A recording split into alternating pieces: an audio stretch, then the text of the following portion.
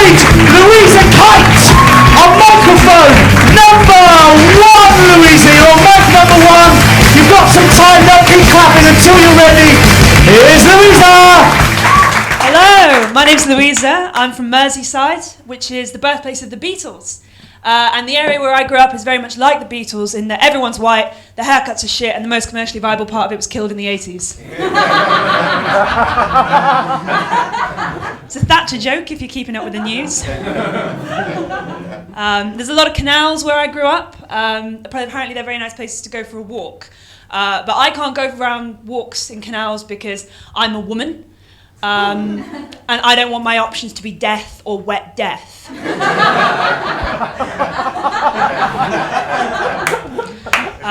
A friend of mine, he actually got his hair cut on a barge on one of the canals during lockdown.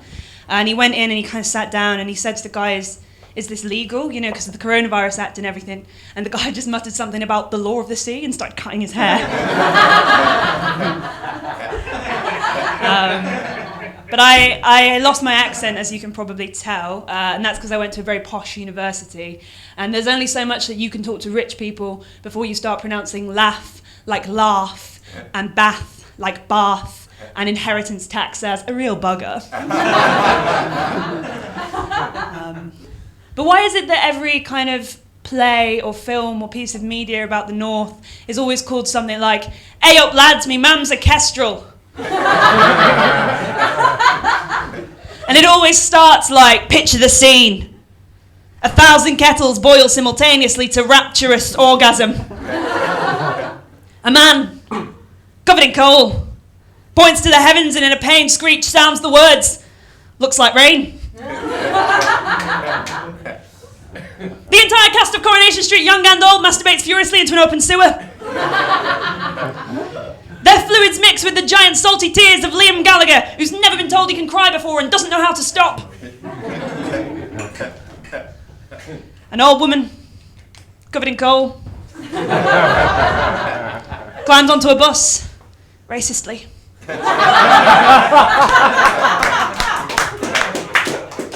The passengers, covered in coal, agree. A piece of coal, covered in coal, weeps in the street, scene.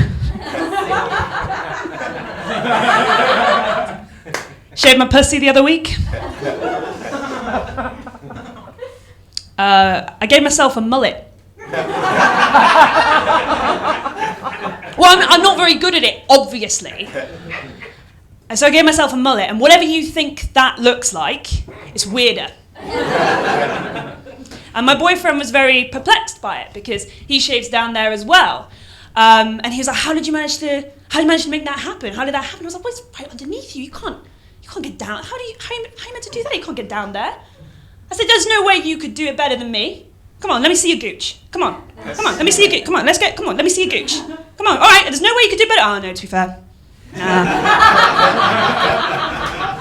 That's a work of art. How'd you do that? It's like one of those hairless cats. Have you ever looked a man in the gooch and admitted you were wrong?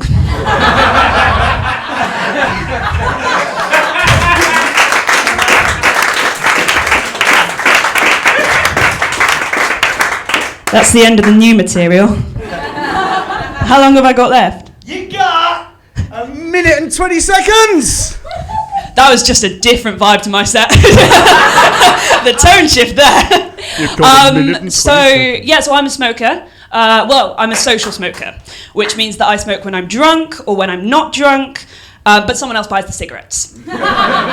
You can't get cancer if you didn't buy the cigarettes, that's just science. But my boyfriend is an ex-smoker, and when we were getting together, he was trying to quit smoking. So I would smoke loads of cigarettes before I went to see him in the hope that he'd confuse his chemical addiction with loving me. So he'd just be there like, I feel like I really want to spend more time with you. And I'd be like, yeah, I'm thinking like a yellow wedding dress, hide the smoke stains.